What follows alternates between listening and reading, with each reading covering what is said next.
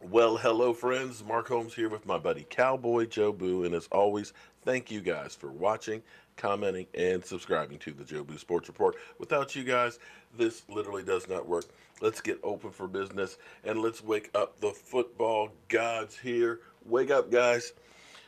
It's Monday morning. I know Mondays suck. If the weekend's over and we have no football games, of course, but keep in mind, as we sit here, every single Sunday that we don't have football brings us that much closer to the NFL season. And guys, we've already had the rookie mini camp is done. It's over here. It's out. Let's take a look from NFL Network with the latest update.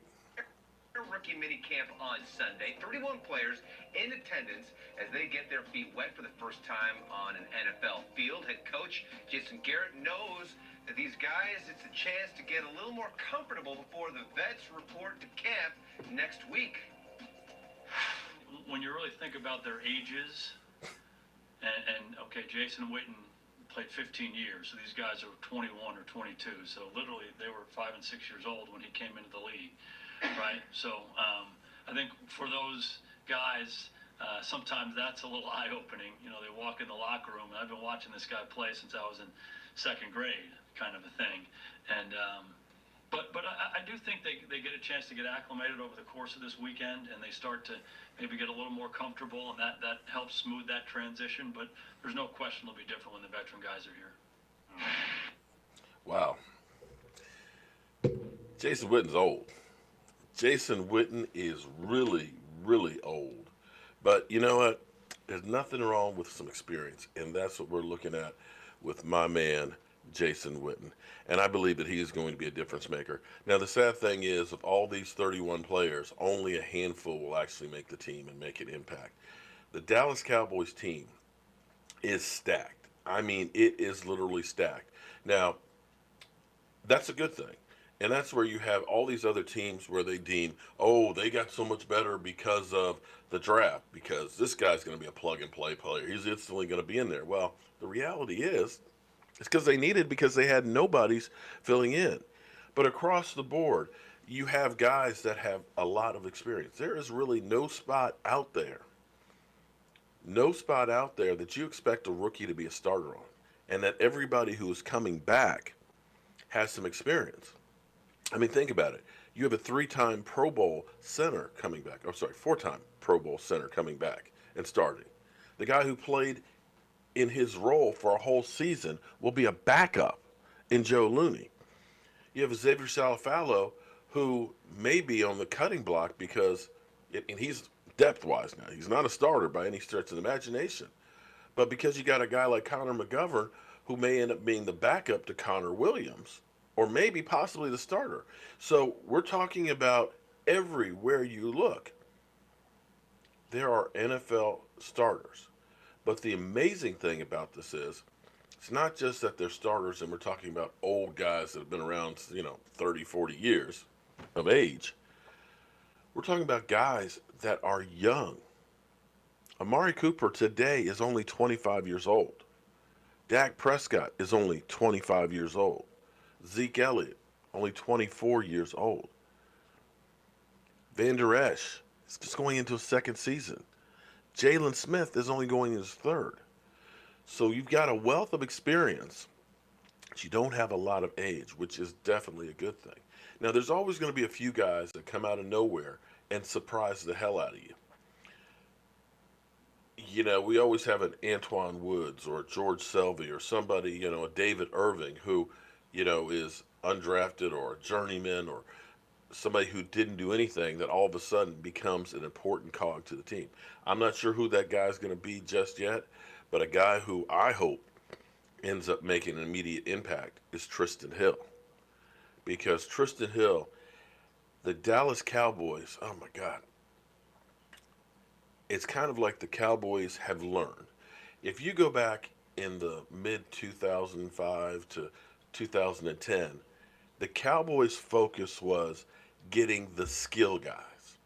They would go out and they would get the TOs. They would go ahead and make trades for the Roy Williams and things like that because they figured we have got to have these great skill players.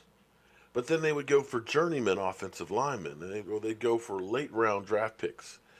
And what happened was, you had great guys. They're like Ferraris outside, but you're driving around on an off road because you don't have an offensive line to protect the quarterback.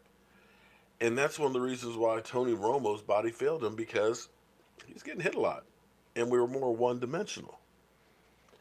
So the Cowboys learned when they drafted Tyron Smith, Travis Frederick, Zach Martin, that the team was better when you focused in on that offensive line. And what the Cowboys did was they focused on that offense. They built a great offense. You can look at 2014 and say that that offense was perfect because we could pass the ball, we could run the ball. We were balanced, and we were able to score like crazy. But in the same way, they failed with the offensive line and didn't focus on the defense. They realized having a great offense doesn't mean jack crap if you don't have a defense that can stop people. Because it's always the frickin' Aaron Rodgers that would have too much time at the end of the game and go through and make a game winning drive. So then they started focusing finally on the defense. And in the same way, they realized that everything is predicated on the offensive line. They're learning that everything is predicated on the defensive line. So that's why you got the DeMarcus Lawrence. They tried with Taco. Taco, I'm not ready to give up on yet. I'm hoping that Taco mans up, reaches inside himself, takes responsibility, and says, not today. I'm going for this, and make strides. Otherwise, he won't be here. But then you're going for a guy like a Tristan Hill, who is like a Warren Sapp type guy. The funny thing is people don't realize, because of the numbers.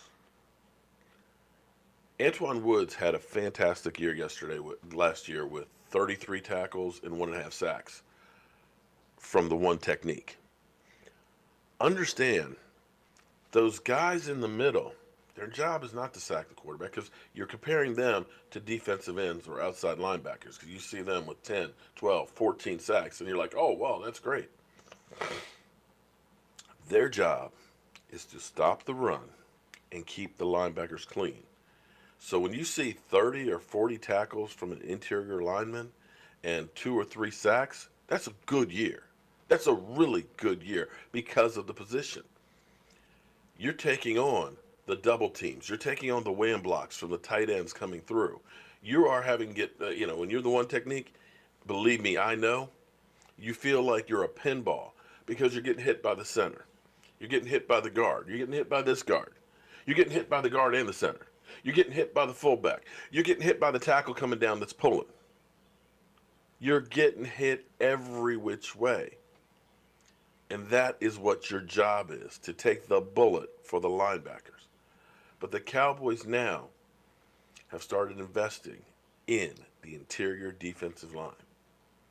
And if we can get that push from these young guys, as well as you might get surprised by Jalen Jelks. Jalen Jelks has got a hell of a first step and has already opened up some eyes. As well as Joe Jackson. Joe Jackson so far hasn't looked quite as good as Jalen Jelks. But you're getting these guys that are learning right away. Tristan Hill is up underneath the wing of Rod Martinelli, who's working on his rushing ability. If those guys can meld in, if they can get some valuable minutes mixed in with the veterans, that's what you want at the end of the year. You don't want to have to go ahead and get your rookie class to all of a sudden have to be starters on day one. And this is where the Dallas Cowboys have finally started to build something where they already have veterans and things in there. They can pick and choose which ones to hold on to, because they've got the young guys that are able to learn behind those veterans and then take the next step. So be happy where we are right now. The team gets back on the field a week from tomorrow for the whole team being together for the next phase. And that's where things start to really, really get real. So, guys, Hope you guys tune in tonight, 9 o'clock Eastern, our live stream here. E2 Blue gave me his flu bug. Thank you very much, E2. Did a little live stream last night. Got the issue of the karate movie situation that we had here with everything that's syncing up. My apologies that you guys are literally are my guinea pigs while I learn how to use the system. We're able to do a lot of really cool things with this as I continue to build this, but I know nothing about building a studio, and I'm learning bit by bit on how to use the software, how to incorporate the hardware with it, how to use everything, but we're getting there. And by the time it's all said and done, where we are right now is nowhere where we're going to be, although we've come a long ways. I hope that makes sense. But we're continuously working to get this right, to get it better, and bring you the best news on the Dallas Cowboys. I'm Mark Holmes with my buddy Cowboy Joe Boo, and I'll see you guys here tonight, and of course, when any news breaks with the Dallas Cowboys.